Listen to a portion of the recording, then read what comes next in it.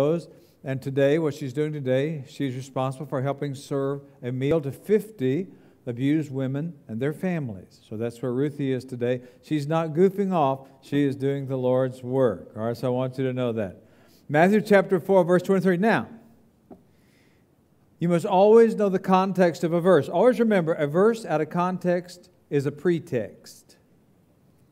That's a good statement. You can make the Bible prove anything if you take verses out of context. So let me remind you where we are. Jesus has passed the wilderness wandering experience. He has done well. He has won the victory in that. He has now come back to his home area, Galilee, which is in North Galilee, and the crowds are starting to come.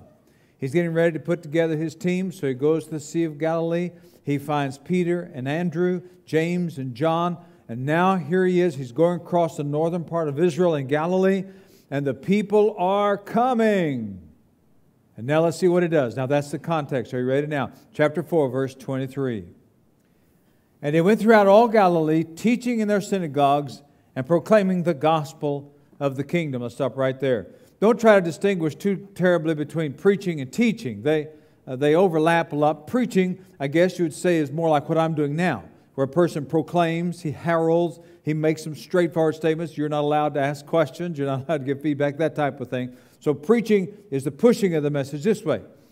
Teaching is more of taking it apart piece by piece, a little bit more calmly, sitting down, receiving the questions and discussing. And both of them are very important to Christianity. Christianity is built on both of those, preaching and teaching. So Jesus came preaching and teaching.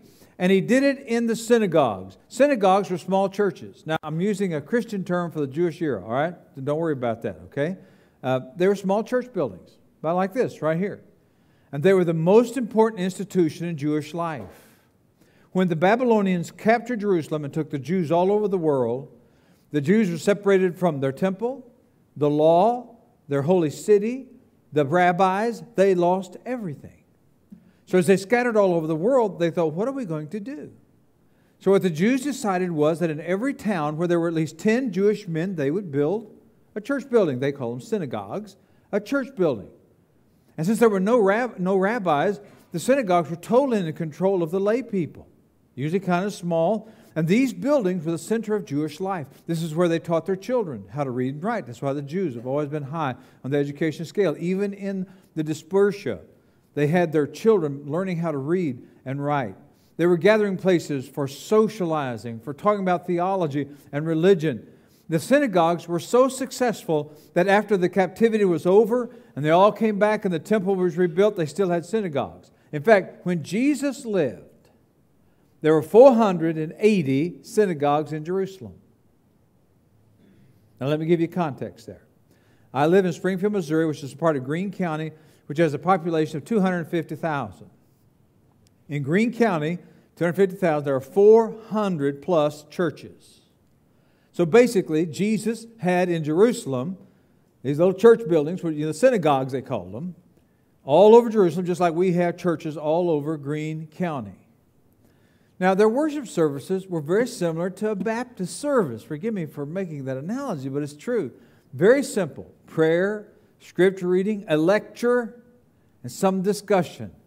And any layman that showed up, since there weren't that many rabbis, if a layman showed up and he wanted to speak, they'd say, well, sure, you're our guest speaker for today. And so Jesus, Paul, and Stephen used this to their great advantage.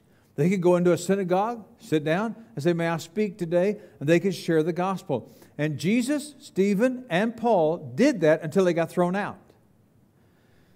It's very important that you remember that in the early days of the church, the Jews and the Christians worshiped together until the destruction of the temple. Before the destruction of the temple, the Jews and the Christians were together. They would just argue over whether or not the Messiah had come. They would still talk about the Old Testament. They'd talk about the law. They'd talk about family. They'd talk about life. And so you had Jews and Christians together. The break happened when Jerusalem was destroyed, because Jesus, while He was here, had told His people, do not stay here and fight for Jerusalem when it is surrounded by armies. You see, that was the judgment of God on the nation. And had they fought the judgment of God, they would have been guilty of sin. And so Jesus said, when you see the armies around here, you leave. So when the Romans came, the Christians left. They went to the first free city, which was nearby, which was a town called Pella. They went to Pella, and when the Christians left, and the Jews stayed, and the city was destroyed, and tens of thousands of Jews were killed, the Jews said, that's it, they're traitors. No longer will they worship with us. And that was the end of the Christians and the Jews worshiping together. But until then, this was the natural place for us to go and share the gospel. Now, why am I taking time to tell you that? What is my interest in that? I'm interested in that because that's why we do church plantings, because of the synagogues. The church I was pastor of, my last 7 years, we give $2.5 million to church planting. We planted 51 churches. And when you're in a church planting like that, people look at you kind of askance, and they say, what are you doing that for?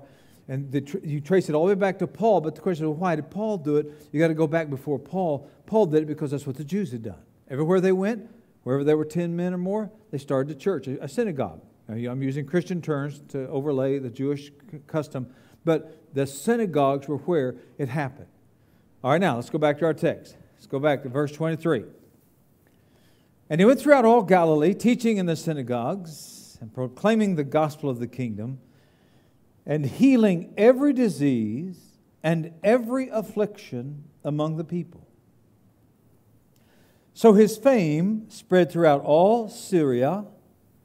They brought him sick, those and pains, those oppressed by demons, epileptics, and he healed them. And great crowds followed him from Galilee and the Decapolis and from Jerusalem and Judea and beyond the Jordan. All right, let's set the setting here before we talk about what Jesus is doing. The top words, the words in English, that's Galilee. That's the northern part of Israel. The screen there is Israel. Those words at the top, that's Galilee. Galilee was the backwoods where the Hicks lived, all right? That's where Jesus grew up, among the country folk, all right? Now, the south part is Jerusalem and Judea. That's the state of Judea. Jerusalem is the capital city. That's where the schmuckety-schmucks were. They were the uppity-ups. They were the ones that ran the country. They had the government, the temple, so they were the better-than-thou people. In the middle, where there's nothing, that was Samaria. That was the half-breeds that the Jews hated, and they hated the Jews. And there was no contact between them until Jesus won the Samaritan woman to Christ. So they're left out of this story. You've got Galilee, you've got Judea. Then the Bible says all of Syria had heard about it. Syria was the nation right above Israel, way over towards Syria, over that direction.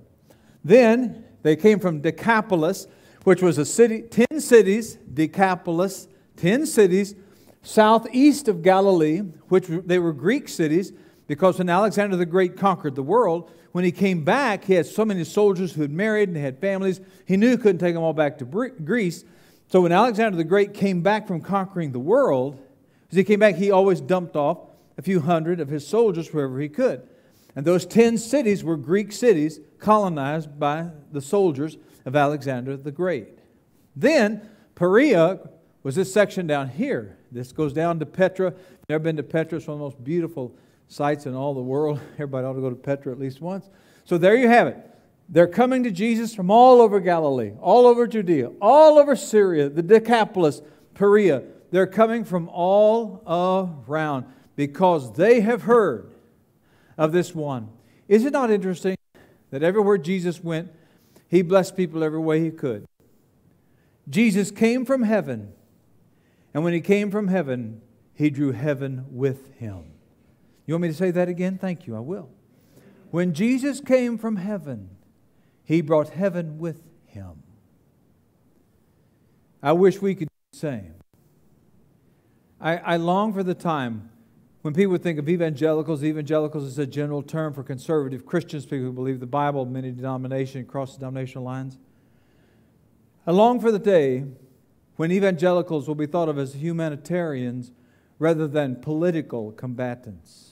Do you think that the people out there, when they think of evangelicals, that they think of kind, gentle, gracious people? No. You know what they think of? They think of people who have bumper stickers on their cars, who are rabid in politics, who are mad, angry. We're now the cultural hitmen. We've always got some axe to grind. That's what they think of us as. Something has gone really bad wrong between us and them. Our Master came and he could have established a political kingdom. He refused to do so. All the Jews assumed he would do so. He did not do so. And yet now we have become, 2,000 years later, in this country, political figures.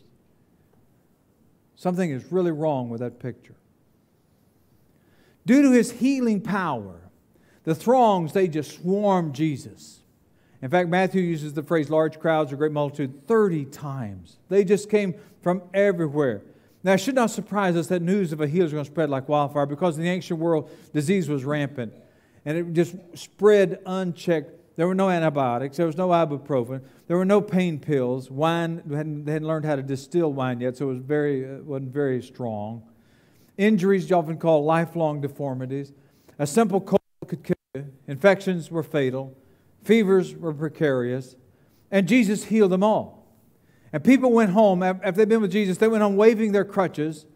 They rolled up their pallets. They threw away their bandages. They tore off their eye patches. But don't miss the beautiful part. Look at verse 24. Don't miss the little bitty pearl that matters to you in verse 24. Look at verse 24. So his fame spread throughout all Syria, and they brought him all the sick. They brought him all the sick. The healthy brought the unhealthy. Here's Matthew, years later, writing this book. He was there when it happened. He saw it. And what he remembers, without even really thinking about it, he says, I remember seeing people bringing others. I saw the healthy bringing the unhealthy.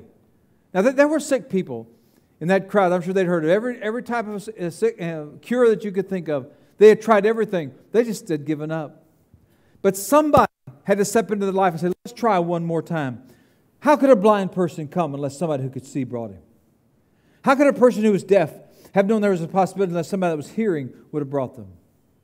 How could a paralytic, a cripple, how could he have gotten up and moved unless somebody who could walk carried him? What about my autistic grandson who's severely autistic, 19 years old, doesn't even know who I am? How would he have gotten to Jesus? Somebody who was healthy would have had to come and take him. People who were about to die, fever-ridden, somebody who's healthy had to pick them up. The epileptics, people who had mental disorders, who endured central nervous system breakdowns. Epileptics in Jesus' time lived in terror. They knew at any time they could have a seizure and they would die. They could die as a result. They wondered if they'd live through the next seizure. Somebody had to convince them that it was okay to go a little bit farther away from home than they were comfortable doing. Somebody had to say, I will take you. I will go with you. The spiritually strong had to bring the demon-possessed.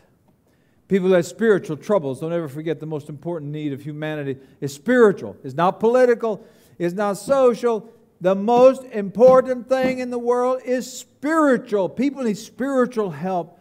And so the demon-possessed people, they came because somebody brought them. Now we obviously cannot force unbelievers to come physically to Jesus. None of us in the room can force an unbeliever to trust in Christ. But let me tell you what you can do. You can bring them to the throne of grace in prayer. You cannot force their bodies into this building, but you can force their presence into the very presence of God. We can bring them before His throne. I would urge you to pick one lost person and make a covenant with God that you will never let go. Very few unbelievers become believers that have been prayed for first. And know without doubt that unbelievers are not going to pray for themselves. I'm a mathematician by training, so I was thinking about this last night. I thought I'll just figure this up. If I've been a Christian for 60 years, 10, 20, 30, 40, 50, 60 years. Now, if I've prayed for myself 2 times a day, and you know that's a low number. You know, we pray for ourselves all day long. We're always asking for stuff. So I picked a low number. If I have prayed for myself twice a day, just twice a day for 60 years, that means I have prayed over 43,000 prayers for me. 43,000 for me.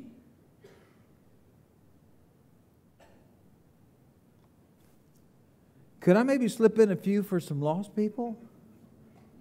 Could I slide 10 or 20 in here? Could we do this for them? They never pray for themselves. One of the reasons we don't pray for them is because we no longer believe Jesus will really save people. You don't really believe that old mean, hard, cussing, beer drinking, all night long partier. You really don't believe God will save them. You know why Ruthie goes into the strip clubs? And why Ruthie is with the abused women today? Because she has never forgotten that Jesus wants to save people. They can be born again.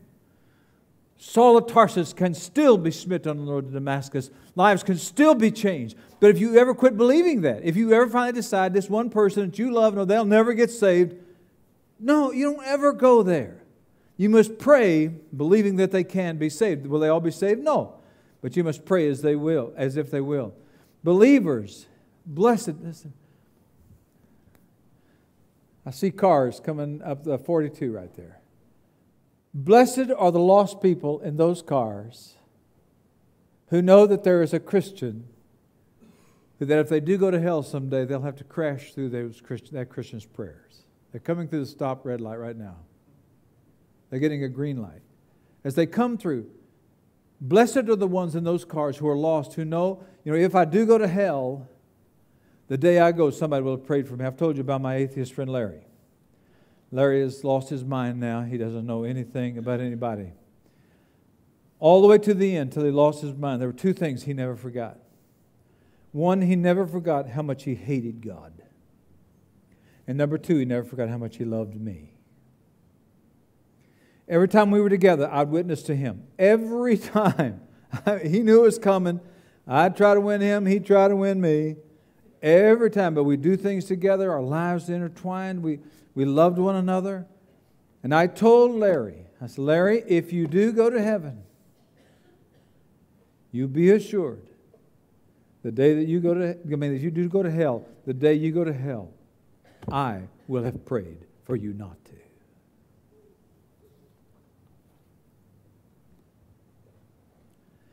Now, do you see what's happening here? We are to be like Christ. Do you see what He's doing? Physical problems, mental problems, spiritual problems. He's hurting for all of them.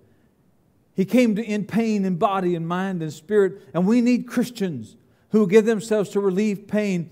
The Bible says that Jesus came to undo the works of the devil. In other words, everything that you can trace to the sin of Adam and Eve in the garden. Every problem of humanity, every problem in the human race, if you will give yourself to trying to relieve some problem that can be traced to that, then you are on mission for God. You are doing the Lord's work. The greatest missionary of all time, maybe Ralph Winter. Ralph Winter said that his wife died of a cancer because some Christian failed to go into research to discover that particular sickness that came as a result of sin coming into the garden. There are some of you sitting in this room, you need to give yourself to discover how to desalinate water. I was in Tanzania. If I live to be 100, I'll never forget a little woman with a little bitty baby down in the bottom of a riverbed, digging as I drive by, just trying to get a few drops of water out of that bed. Somebody in the human race needs to learn how to desalinate water, and that person may be in this room. You might be the one. And if you do it, when all the attention comes to you, you give all the honor and the glory to Jesus. We need Christian physicians, nurses, psychologists, counselors, researchers, school teachers, children's advocates, foster parents, adopted parents. Anything you can think of that is an effort to undo what started in the garden when Adam and Eve sinned. Anything you can do to help that is to be on mission. And when you do that, somehow you've got to give glory to Jesus. My sweet daughter, she's one of these master teachers. Everybody wants to be like every other teacher in school, wants all their kids to be in her classes, that kind of thing. She's a committed Christian, but she's in the public schools. She has to be careful. But you know what? You can find ways. There's always ways. There are always little ways. You can always somehow make sure Jesus gets credit for what you do. And we desperately need that, folks. We need to help people. We need to touch them. We need to heal them. We need to do whatever we can because Jesus in us. Jesus is still beautiful. People still will flock to Jesus. If people are not flocking to us, it's because they are not seeing Jesus in us. And as long as we are theological combatants and political campaigners, They're not going to see in us the lovely, beautiful healer of Galilee. But if they will see in us the healer of Galilee, they will be irresistibly drawn to Him. There's so few people in the world that care about anybody else. Anybody that cares about people just is like drawing like a magnet. Ruthie goes into those clubs. That's some of the most downtrodden. My Ruthie, when she first started that ministry, she told me, she said, John, I'm seeing the ugly underbelly of Springfield, Missouri. Nobody cares. So when she goes in there, into the middle of a hell on earth, and she cares, it's an irresistible call. And every one of you in this room, you are called. You're among the healthy, meant to help the unhealthy. If you have a good home, you need to be ministering people that don't have good homes. If you're healthy, you need to be ministering people that aren't healthy. If you're good in school, you need to be tutoring children that aren't tutoring. I tutored a child for 3 years. You ought to be touching the hurts. By the way, this is free. I'm not going to charge you for this. That little boy that I tutored for 3 years, a few months after that, I was in a staff meeting, 26 ministers. I was in a staff meeting. And my junior high minister, middle school now, junior high minister, he raised his hand and said, Pastor, you need to know something. He said, you need to know that Mason got saved at our youth retreat the other night. I thought I was going to faint. I thought I was going to fall to the floor. That's what it's all about. You minister to hurts and pains and troubles and everything that you can, hoping that someday you'll be able to deal with the spiritual. All right, let's go to Matthew 5:1. You're not listening fast enough. You're bogging me down. Jack your ears up a little bit. Let's go. Matthew chapter 5, verse 1. Seeing the crowds, He went up on the mountain. And when He sat down, His disciples came to Him, and He opened His mouth and taught them. Now, let's stop right there. You see the difference between Jesus and John the Baptist? John the Baptist went to one spot, preached, and they all came to Him. Jesus, not only would they come to Him, He would go to them. John was in one place. Jesus was always tracking down the people. He did not remain stationary and expect everybody to come to Him. Our churches, our buildings, there are many churches who would be better off if their buildings burned to the ground. That's a terrible thing to say. That's an awful thing to say, but listen to me. There are some churches that in these walls, they're not trained to go out and win people to Jesus. They become prisons. They've become hiding places. And literally the church would be better off if they burned to the ground. All of a sudden they looked around and said, we got to go out someplace and do something. We got to make a difference in people's lives here. What I saw at this church last week is one of the most amazing things I've ever seen in my life. I've never seen anything like what you did, loving the lake, ever. I mean, I've done everything. Just when you think you've done everything, you see something you haven't seen before. And so I was kind of skeptical. We'll see how that goes. That was fantastic because you were doing something out there. But now here's the question. What good is it if that's the end of it? You do the one in order to do the many, so you do it the rest of your life. You don't have an event and you check it off. You have a life. You have a ministry. And what you started, you continue and you stay there and you give your life to it until you die. You give yourself to doing something out there to help the hurts and bless the people. But then, not only do you need to learn in here what to do out there, you also need to learn in here how to act in here. I've always been told this, but it hasn't been since I retired that I found it to be true. Churches are some of the unfriendliest places in the world. And the friendliest churches are the unfriendliest churches. When you go into a church and everybody's talking to each other and they feel like they're the friendliest church in town. We're the friendliest church in town. We just hug one another, love one another. We can't wait to see each other. When a visitor comes in and sees that, they're outsiders, they're gone, they'll never come back. The same visitor goes into a church where nobody ever shakes hands with each other. Nobody ever says hello. Nobody says, good to see you. Nobody. I mean, it's like a cemetery when they walk in there. A visitor will feel more at home there than in the friendly church. So I've been in churches since I've retired, and it is awful. Many times through the years, I've always called first-time visitors, or second-time visitors actually. Second-time visitors, thanked them for coming. And one of the most common things I heard people say was, we cannot believe you've called. We've been to churches all over town. Nobody's contacted us. Nobody said hi to us. Nobody has followed up. That's just criminal. That's criminal. Many come to our buildings and no one says hi to them except the paid personnel, the person at the door that has the bulletins is supposed to. That means nothing to a visitor. What matters to a visitor is when they sit down and one of the ordinary folk come and begin to speak. That's why for 50 years I've preached against something that nobody's ever paid attention to anyway, so I'm going to preach about it some more. It doesn't make anybody mad because they're never going to do it. I have preached against pew ploppers. There is no reason under God's earth, under God's Son, why you should come into this building and sit down before the service starts. None. Zero. I call that pew plopping. Nobody's ever paid attention to me. It's okay. That's all right. I have good self-esteem. I can handle it. No problem. But I'm going to tell you, it's wrong. It's wrong for you to come into this building before the service starts and just plop down in a pew when people are all around you. People who go to church here, you should be greeting them. You should be greeting the guests. You see, it shouldn't matter whether they're visitors or not. You should be all over this place, shaking hands with each other, just talking to one another, saying, hi, how are you doing? There should be concern and compassion running all through this building at all times from everybody. That ought to be who we are. Enough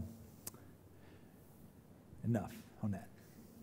A story and I'm done. Once again, nobody's ever listened to me on that, so that's free also because you're not going to do anything about it. But anyway, okay, now. Your building is helpful only if you remember what it's for. If you forget what the building is for, then what was built to give us warmth becomes something really cold and dead. Maybe my favorite story in this regard, it's an old story, you may have heard it before, but it's still a good story. When Shah Jahan, when his wife died, she was the darling of his life. He gave her the name Mumtaz-e-Mahal, which means pride of the palace. When she suddenly died, he decided to build for her a mausoleum that would also be a temple. 20,000 workers worked on this temple for 21 years, from 1632 to 1653. 21 years, 20,000 workers to build one of the most beautiful buildings in the world in honor of the woman who died. But somewhere in that, Shah Jahan forgot the meaning of the building and became obsessed with the building rather than what the building was meant for.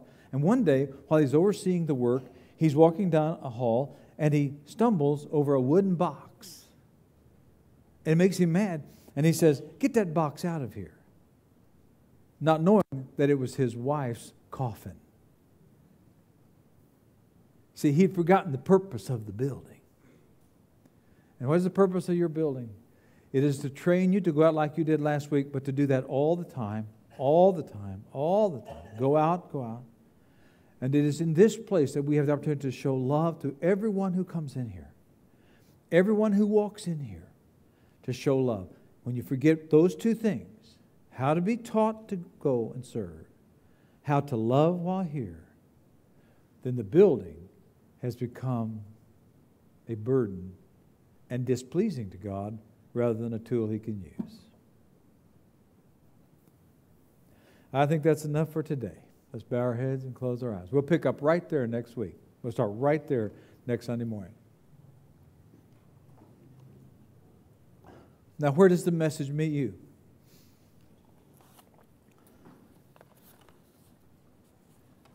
Are you supposed to be teaching or preaching?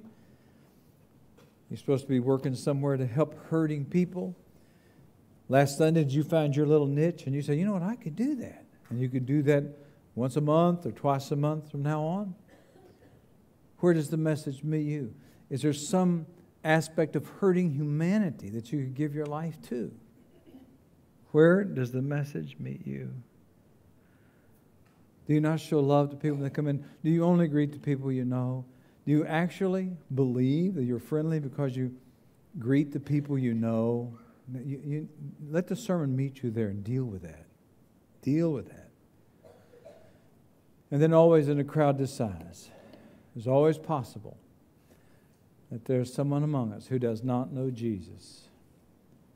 And so I always like to try to give a chance for somebody to come to know Jesus. Now, I'm going to lead you in a prayer, and the prayer does not save you, but maybe the prayer will allow you to say what you've been wanting to say, what you feel the need to say. If that's true, it's okay. So if this prayer will help you express yourself, I'm going to ask you to repeat it silently as I pray it out loud, phrase by phrase. Dear Jesus, I am sorry for my sin. Please forgive me. Come live in my heart. I receive you as the master of my life.